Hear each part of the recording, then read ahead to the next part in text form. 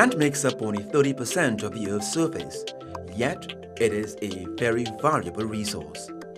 Land not only supports plant and animal life and freshwater systems like rivers, streams, lakes and wetlands, but it also provides essential comforts for humans. It's where we build our homes, where we grow our food, where we recreate, and where we access potable water. But poor use of land by humans can be seen all over the Caribbean region, and such bad practices are expected to worsen the impacts of climate change. It's a huge headache, and you know why it's an even bigger headache? Because the problems are cross-sectoral. Land management also has to do with the Ministry of Physical Development, or whatever that ministry is called in a member state. Land management has to do with the Ministry of Agriculture.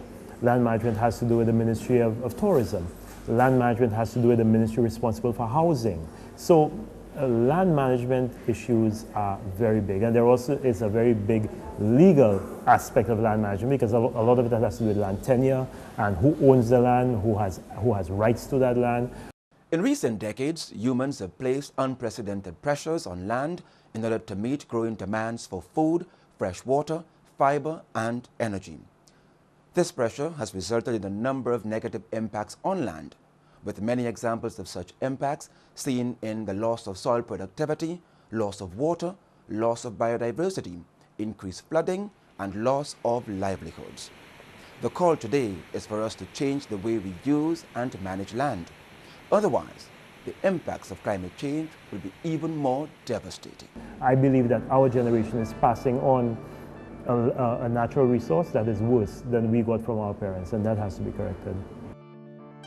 Our use of land for building homes and businesses and for farming is sometimes not done with enough environmental consciousness.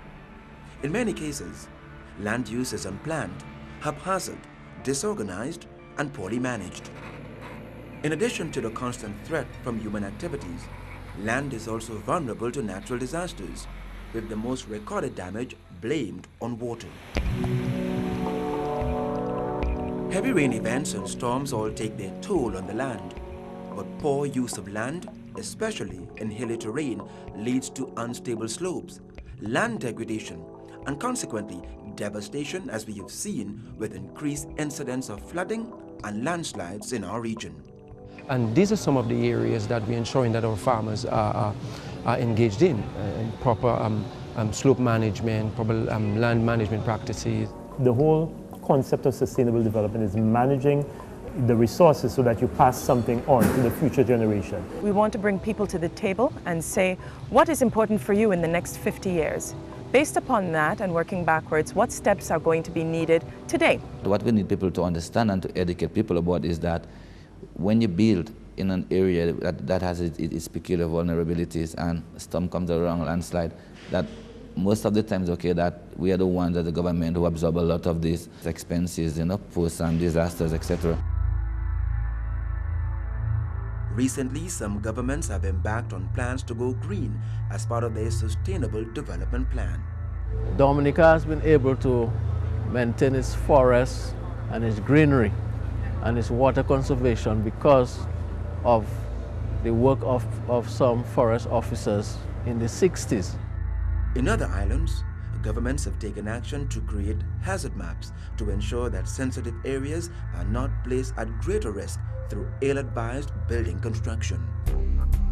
If you are a landowner or occupy land, you too have a responsibility to participate in or initiate discussions on how your country's land ought to be managed.